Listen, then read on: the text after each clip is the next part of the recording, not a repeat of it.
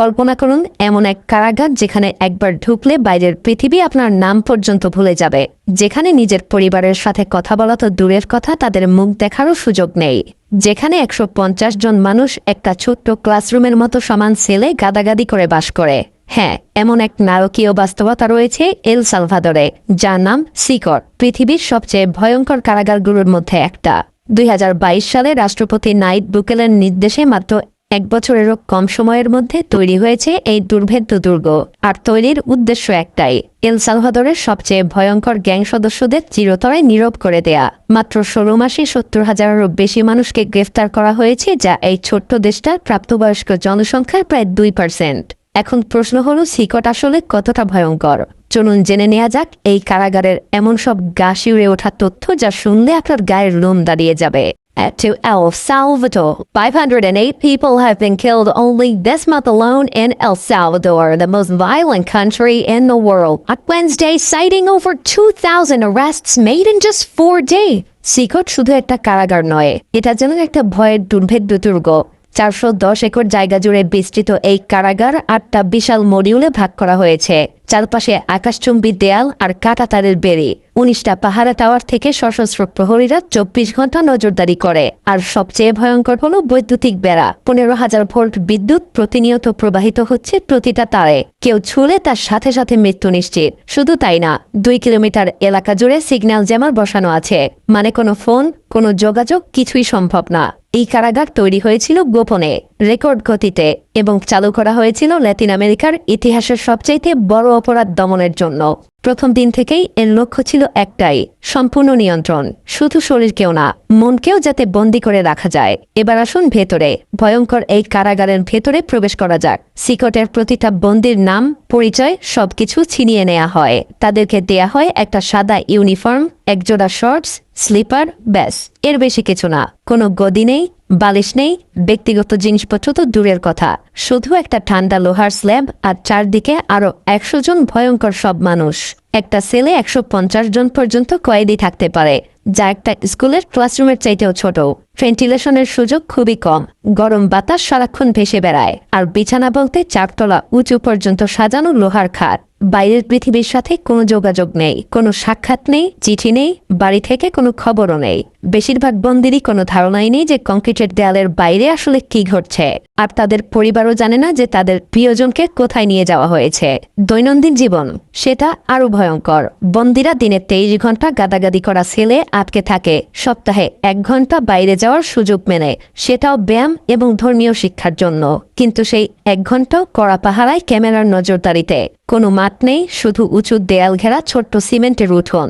2, 3, 4, 5, 6, 7, 8।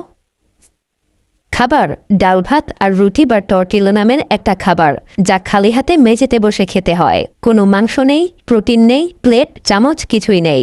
বাটিতে ঢেলে দরজার ফাঁক দিয়ে ঢুকিয়ে দেয়া হয় খাবার। তাই অপুষ্টি এখানে খুবই সাধারণ একটা ব্যাপার। কেউ কেউ তো মাত্র কয়েক সপ্তাহেই ১০ কেজি পর্যন্ত ওজন হারিয়ে ফেলে। পরিচ্ছন্নতা শূন্যের কোঠায়, কোনো ঝর্ণা নেই, শুধু প্রতিটা সেলে একটা করে ব্যারেল, সেটাই সবকিছুর জন্য। খাবার, পানি, হাত মুখ ধোয়া, গোসল সবকিছুই এই এক পানি দিয়েই করতে হয়। কোনো সাবান নেই, টুথপেস্টও নেই। ৮০ জনের জন্য একটাই টয়লেট, কোনো গোপনীয়তা নেই। বাতাস ভারী হয়ে থাকে ঘাম, আবর্জনা আর মানুষের বর্জ্যে। বাতাস চলাচলের কোনো ব্যবস্থা নেই বললেই চলে। রোগব্যাধি খুবই দ্রুত ছড়ায়। এবার আসুন জানি সিকটের সবচাইতে ভয়ঙ্কর অংশটা, যার নাম আইসোলেশন সেল। এখানে কোনো নিয়ম ভাঙলে পাঠানো হয় আইসোলেশন ব্লকে। কিন্তু এটা কোনো সাধারণ কারাবাস নয়, এটা যেন আপনার ইন্দ্রিয় শক্তি মুছে ফেলার যন্ত্র। আইসোলেশন মডিউল আলাদা একটা সেকশনে ৩ স্তরের নিরাপত্তার দরজা দিয়ে ঢুকতে হয়।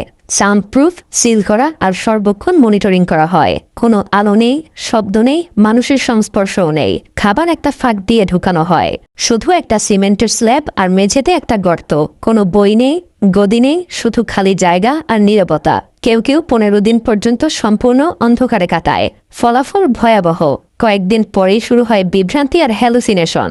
মানুষজন শূন্যে চিৎকার করে, পায়ে ফসকা না পড়া পর্যন্ত পায়চারি করে বেড়ায়, বা নিজের সাথেই নিজে কথা বলতে থাকে। কেউ কেউ দেয়ালে মাথা ঠুকতে থাকে, আবার কেউ একদম চুপ হয়ে যায়। একজন প্রাক্তন বন্দী এটাকে বর্ণনা করেছেন জীবন্ত কবর দেওয়ার শামিল বলে। কিন্তু এই কারাগারের সবচাইতে আশ্চর্যজনক দিক হলো এখানে যাদেরকে আটকে রাখা হয়েছে তাদের পরিচয়। এখানে MS-13 এবং ব্যারিও 18-এর গ্যাং সদস্যদেরকে বন্দী করে রাখা হয়, যাদের শরীরে উল্কি বা ট্যাটু খোদাই করা থাকে। বিভিন্ন সংখ্যা, অশ্রুবিন্দু, মাথার খুলি, শয়তানের ছবি, তাদের মুখ, বুক, এমনকি চোখের পাতায় পর্যন্ত আঁকা থাকে। তাদের এই ট্যাটুগুলো ইচ্ছাকৃতভাবেই দৃশ্যমান রাখা হয়। কোনো জামা নেই, তাই ঢেকে রাখারও কোনো উপায় নেই। শুধু সাদা শর্টস আর স্লিপার। শরীর উন্মুক্ত থাকে শত্রু আর প্রহরীদের সামনে। তবে এটা ইচ্ছাকৃতভাবেই করা হয়, কারণ বন্দীদেরকে মনে করিয়ে দিতে যে তারা আসলে কে ছিল এবং কারা তাদের চারপাশে ঘোরাঘুরি করছে। এখন একজন সবচেয়ে ভয়ঙ্কর বন্দীর কথা বলা যাক, যার নাম সাইকো। একজন গ্যাং লিডার যে নিজেও মনে রাখতে পারে না যে কতজনকে সে আসলে হত্যা করেছে। বাইরের জগতে সে ছিল এক আতঙ্ক, কিন্তু এখানে সে শুধুই একটা নম্বর। একবার তার সাথে 10 মিনিটের জন্য কথা বলার সুযোগ হয়েছিল হাতকড়া পরা অবস্থায়। সে ধীরে ধীরে বলে, আমার গল্পের শেষ এখানেই। আমি এমন সব কাজ করেছি যা আর ফিরিয়ে আনা সম্ভব না। এখন শুধু এই জেলখানাই আমার ভাগ্য। তার চোখে যন্ত্রণার ছাপ স্পষ্ট ছিল। এখানে দিন আর রাতের মধ্যে কোনো পার্থক্য নেই। সময় যেন একেবারে থেমে গেছে। সে আরো বলে, এখানে ঘুমাই ঠিকই, কিন্তু বিশ্রাম হয় না। খাবার মুখে দেই, কিন্তু পেট ভরে না। বেঁচে আছি, কিন্তু এটাকে বাঁচা বলে না। যখন তাকে জিজ্ঞেস করা হয় রাস্তার অন্য সব গ্যাং সদস্যদের জন্য তার কোনো বার্তা আছে কিনা, সে এক মুহূর্ত দ্বিধা না করে বলে, ওরা মনে করে গ্যাং মানেই ক্ষমতা, সম্মান আর টাকা। কিন্তু শেষ পর্যন্ত এখানে এসেই সব শেষ হয়ে যাবে। এই অন্ধকার সেলে যেখানে কেউ তোমার নাম পর্যন্ত মনে রাখবে না। তোমার শেষ হবে এই নরকে এক নীরবতায়। তার হাত কাঁপছিল। ফিসফিস করে বলে, আমরা মনে করতাম আমরা অজেয়, কিন্তু সেটা ভুল ছিল। রাস্তায় আমরা রাজার মতো চলতাম, কিন্তু এখানে তো আমাদের কথা বলার অধিকার পর্যন্ত নেই। মানুষ আমাদেরকে ভয় পেত, দেবতা মানত। এখন আমরা শুধুই ছায়া, যাদের অস্তিত্ব পৃথিবী ভুলে গেছে। তার কাছে শেষ প্রশ্ন ছিল, তাকে কি সবথেকে বেশি ভয় দেখায়? সাইকো দেয়ালের দিকে চোখ রেখে বলে, আগামীকাল সকালে জেগে ওঠা। কারণ আগামীকালটাও তো আজকের মতোই হবে, পরশু তাই হবে, তারপরের দিনও একই হবে। কোনো পরিবর্তন নেই, কোনো শেষ নেই। শুধু একই ঠান্ডা, নীরবতা, একই অন্ধকার, একই শূন্যতা আজীবন ধরে। কিন্তু এত সব নির্মমতার পরেও একটা প্রশ্ন থেকে যায়, এই কারাগার কি সত্যিই কাজ করছে? হ্যাঁ, বুকেলের ক্র্যাকডাউনের পর এল সালভাদরের খুনের হার যেখানে ছিল 2015 সালে প্রতি 1 লাখ জনে 104 জন, সেটা 2023 সালে মাত্র 2 জনে নেমে এসেছে। রূপান্তরটা ঐতিহাসিক। যে রাস্তায় একসময় গ্যাং শাসন করত, সেখানে এখন শিশুদের হাসির শব্দ ভেসে বেড়ায়। পর্যটন বেড়েছে, ব্যবসায়ীদেরকে আর চাঁদাবাজির টাকা দিতে হয় না। শিশুরা আবার বাইরে খেলছে। এল সালভাদরে যেন পরিপূর্ণ শান্তি ফিরে এসেছে।